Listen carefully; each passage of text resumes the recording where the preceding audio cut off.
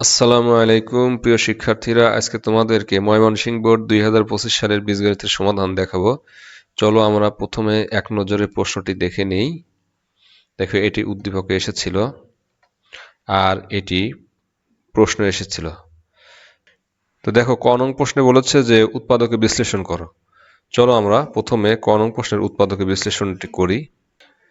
তার আগে অবশ্যই আমার চ্যানেলে নতুন হয়ে থাকলে সাবস্ক্রাইব বাটনে চাপ দিবে নতুন নতুন ভিডিও পাওয়ার জন্য, এবং লাইক কমেন্ট শেয়ার করবে।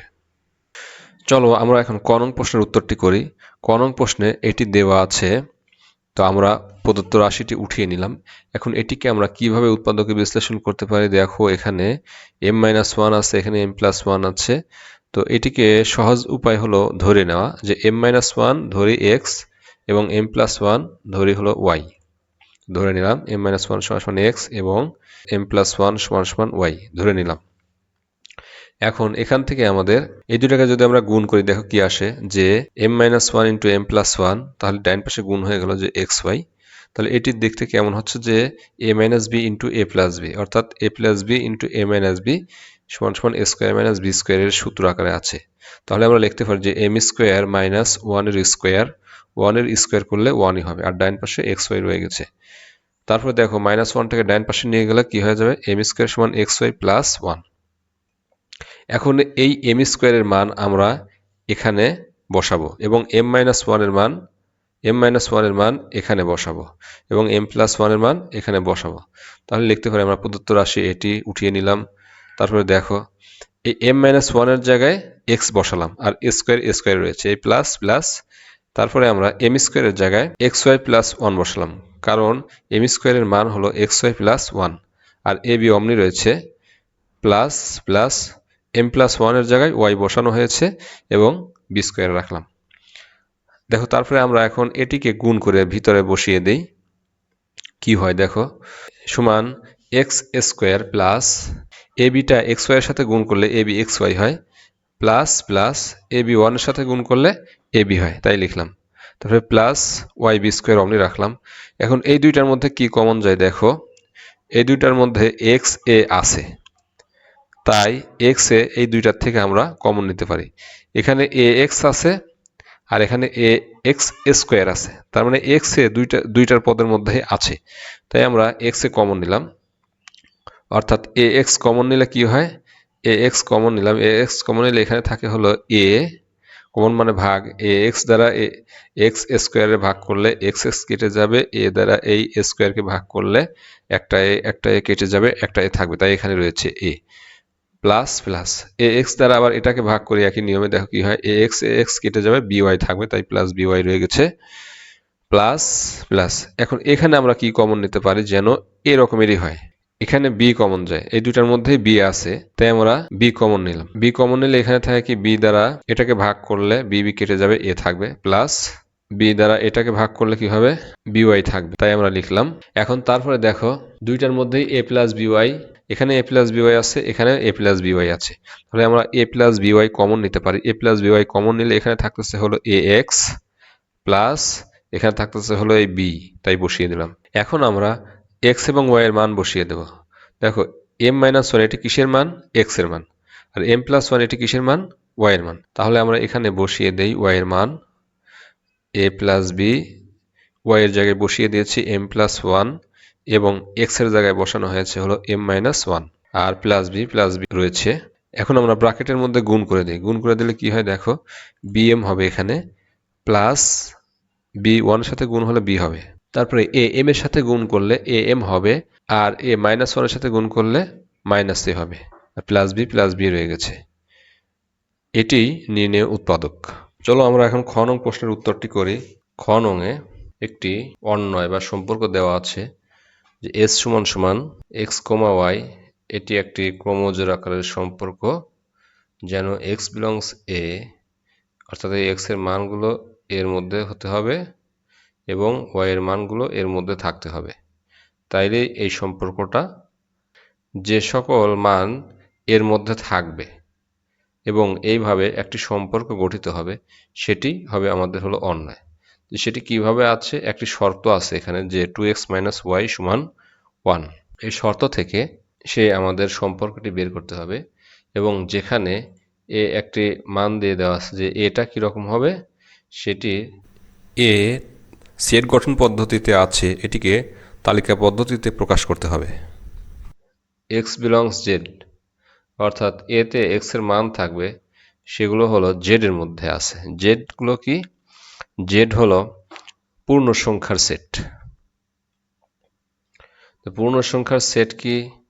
পূর্ণ সংখ্যার সেট 0 মাঝখানে আছে, বাম দিকে আছে -1, -2, -3, -4, এরকমভাবে অসীম চলতেছে। আর ডান দিকে আছে হলো 0-র পরে 1, 2, 3, 4, 5, 6, 7, 8, 9 এভাবে চলতেইছে এইগুলা। তাহলে পূর্ণ সংখ্যার সেট একটা অসীম সেট। তো এই সেটের মধ্যে আবার সাজ দ্যাট, মানে সেটা আবার কিরকম সেটা বলে দেওয়া হয়েছে যে -2 থেকে বড় অথবা সমান, আবার 2 থেকে ছোট অথবা সমান এই এক্স এর মানগুলো হবে, সেটি হবে এ এর সেট। তাহলে দেখো -2 সহ, তাহলে এখানে যেহেতু ইকুয়াল আছে তার মানে এটা সহ -2, -1, 0, 1, 2 এটুকুর মধ্যে এই ব্যবধিটা দিয়ে দেওয়া আছে। তাহলে আমরা লিখতে পারি যে এ সমান সমান -2, -1, 0, 1, 2। তাই আমরা লিখলাম। এখন আমাদের শর্ত দিয়ে দেওয়া আছে হলো এটি। এই মানটা কিসের মান? এক্স এর মান, কারণ এ সেটে এক্স বিলংস জেড বলেই দিয়েছে। এটা হলো সেট গঠন পদ্ধতিতে আছে, এটাকে আমরা তালিকা পদ্ধতিতে প্রকাশ করলাম যে এক্স এর উপাদানগুলো হলো এটি। এখন এখানে আমরা এক্স এর মান বসিয়ে ওয়াই এর মান বের করতে পারবো। তো চলো আমরা এটিকে সমীকরণে লিখি যে এস, অর্থাৎ এই সম্পর্কটির শর্ত হলো দিয়ে দেওয়া আছে 2x - y = 1। তাহলে দেখো এখান থেকে আমরা বা লিখতে পারি যে বা 2x, 1টাকে বাম পাশে নিয়ে আসলাম তাহলে -1 হলো, এবং yটাকে ডাইন পাশে নিয়ে গেলাম তাহলে +y হলো। তাই আমরা লিখলাম। এরপরে ঠিক আমরা যদি ঘুরিয়ে লিখি তাহলে কি হয় দেখো, y = 2x - 1, তাই লিখলাম। এখন এইখান থেকে আমরা y এর মান বের করব, এই x এর মানগুলো বসিয়ে y এর কিছু মান বের করব আমরা। চলো এই জন্য আমরা ছক তৈরি করি, প্রত্যেক x বিলংস a এর জন্য y এর মান নির্ণয় করি। দেখো এখানে x লেখছে, x এর মান হলো এইগুলো -2, -1, 0, 1, 2। এখন আমরা y এর মানগুলো বের করব। তাহলে x এর মান যদি -2 এখানে বসাই তাহলে কত আসে দেখো, 2 × -2 -4, -4 আর -1 কত হচ্ছে -5, তাহলে y এর মান কত হচ্ছে -5, সেজন্য আমরা এখানে -5 বসিয়ে দিলাম। তারপরে x এর মান কত আছে -1, x এর মান যদি এখানে আমরা -1 বসাই তাহলে 2 × -1 -2, -2 -1 সমান কত -3, তাহলে y এর মান হচ্ছে হলো -3। তাই এই y এর লাইনে আমরা এইখানে -1 বসিয়ে -3 পেলাম, সেই -3 এখানে বসালাম। একইভাবে আমরা x এর মান যদি 0 বসাই, এই 0 x এর মান এখানে যদি আমরা বসাই তাহলে 0 × 2 তাহলে কত হবে 0, 0 - 1, y এর মান -1 হচ্ছে। তারপরে x এর মান যদি 1 বসাই, 1 বসালে কত হবে 2 × 1, তাহলে 2, 2 - 1 কত 1। একইভাবে x এর মান যদি আমরা এখানে 2 বসাই, 2 × 2, 2 × 2 4, 4 - 1 কত 3, তাহলে y এর মান 3 হচ্ছে। তাই এই y এর লাইনে আমরা এখানে 3 বসিয়ে দিলাম। তাহলে দেখো x এর মান এই মানগুলো বসিয়ে আমরা y এর মান পেলাম। এখন এখান থেকে আমরা এই যে x, y একটি ক্রমজোর, এটি হলো সম্পর্ক। তো আমরা x -2, -5, -1, -3 এই ক্রমজোরগুলো তৈরি হলো।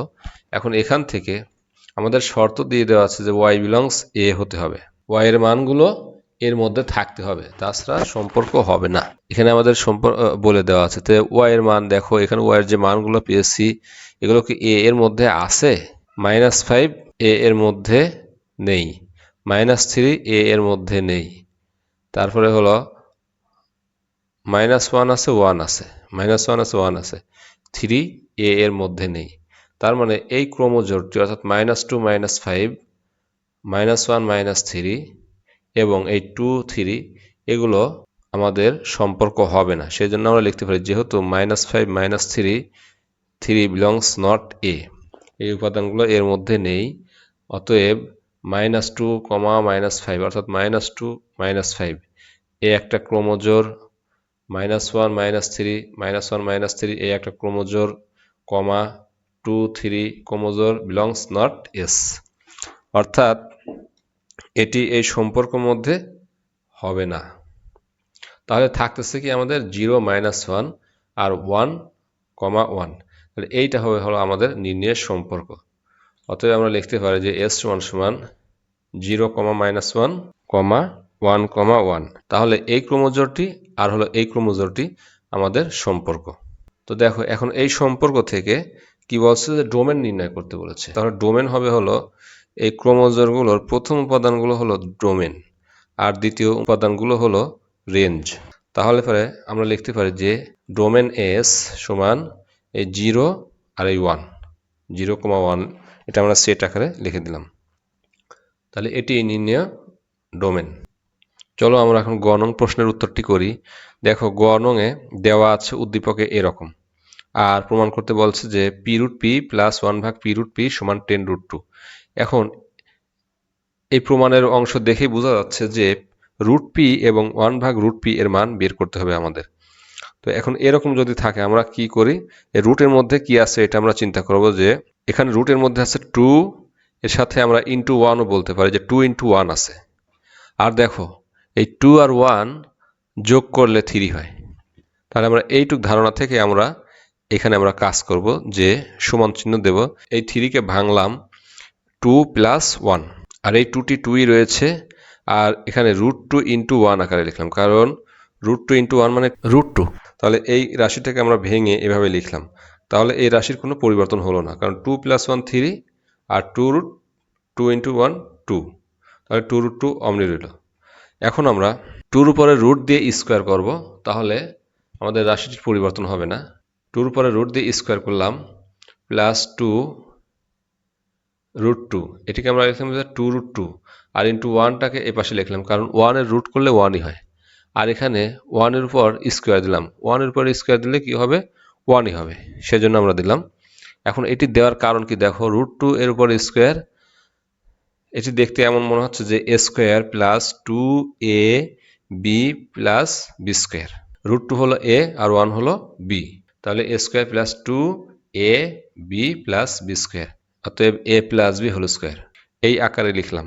এখন দেখো আমরা লিখলাম যে বা p = √2 + 1 হোল স্কোয়ার। এখন এখান থেকে যদি বাম পাশে আমরা রুট করি তাহলে ডান পাশেও রুট করব। এটি যেহেতু সমীকরণের বামে যা করব ডানেও সেই কাজটি করব। তাহলে বা √p = এটির উপরে রুট করে দিলাম। তারপরে দেখো স্কোয়ারের রুট কেটে গেলে কি থাকবে, বা √p = √2 + 1। এবার আমরা 1/√p বের করব। তাহলে বা 1/√p, ডান পাশে 1/, ডান পাশের টুকুন করে বসিয়ে দিলাম।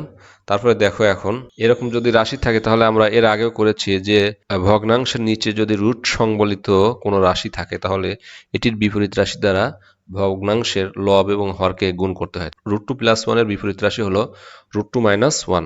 √2 - 1 দ্বারা উভয় পক্ষে গুণ করব। দেখো কি হয় যে 1 × √2 - 1 আর √2 + 1 এর সাথে √2 - 1 গুণ করে দিলাম। তারপরে 1 এর সাথে এটি গুণ করে দিলে এটি হবে, আর এটি কেমন দেখো a + b × a - b, এই সূত্র আকারে লিখলে a² - b² আকারে লিখলাম। তারপরে উপরে √2 - 1 অমনি রয়েছে, আর এখানে স্কোয়ার রুট কেটে 2 হলো, -1 এর স্কোয়ার করলে 1 হয়, তাই লিখলাম যে বা 1/√p = √2 - 1, কারণ 2 - 1 1 হয়। √2 - 1 কে যদি 1 দ্বারা ভাগ করি তাহলে √2 - 1 কে যদি 1 দ্বারা ভাগ করি তাহলে √2 - 1ই হবে। এখন আমরা √p + 1/√p এর মান বের করি। √p + 1/√p, √pর মান কত, √2 + 1, 1/√p এর মান কত, √2 - 1, এখানে বসিয়ে দিলাম। তারপরে যদি আমরা এটিকে ক্যালকুলেশন করি তাহলে +1 - 1 0, আর √2 যোগ করলে 2√2 হবে, তাহলে লিখলাম যে 2√2। তাহলে √p + 1/√p এর মান হলো 2√2। এখন আমরা বাম পক্ষ এটি উঠিয়ে আমরা এটি প্রমাণ করব। তো বাম পক্ষ উঠালাম, p√p + 1/p√p উঠালাম। এখন p√p কে আমরা কিভাবে লিখতে পারি, দেখো p কে আমরা লিখতে পারি যে √p × √p, কারণ √p × √p মানে হলো √p-র উপরে স্কোয়ার। √p × √p = p, আর এই √p, তাহলে তিনটা √p হলে পরে আমরা লিখতে পারি যে √p³ প্লাস একইভাবে 1/√2 উপরে কিউব করে দিলাম। এটি কেমন হয়েছে যে এ কিউব প্লাস বি কিউবের সূত্র আকারে হয়েছে। এখন এটিকে আমরা এ কিউব প্লাস বি কিউবের সূত্র আকারে লিখে দিই, তাহলে কি হবে? A plus B whole cube root P plus one ভাগ root P whole cube minus three into root P into one ভাগ root P minus three A B into A plus B root P plus one ভাগ root P, এই আকারে লিখে দিলাম। এবার আমরা মান বসিয়ে দেই। রুট পি প্লাস ওয়ান ভাগ রুট পি এর মান কত? Two root two. Two root two বসিয়ে দেই। Two root two whole cube minus minus three three আর রুট পি ইন্টু ওয়ান ভাগ রুট পি, এখান থেকে রুট পি কেটে যাবে উপরে নিচে, থাকবে হলো ওয়ান। সেই থ্রি ওয়ানের সাথে গুণ করলে থ্রি হয়েছে। তারপরে রুট পি প্লাস ওয়ান ভাগ রুট পি এর মান হলো টু রুট টু, তাই বসিয়ে দিয়েছি। এখন এখানে আমরা যদি ক্যালকুলেশন করি, দেখো কি হয় যে টু এর কিউব করলে হবে হলো এইট, আর রুট টুর কিউব মানে হলো টু রুট টু। এর আগে এটি আমি তোমাদেরকে বুঝিয়ে দিয়েছি চট্টগ্রাম বোর্ড এবং সিলেট বোর্ডে, এই ক্যালকুলেশনটা একটু বুঝিয়ে দিয়েছি, দেখো।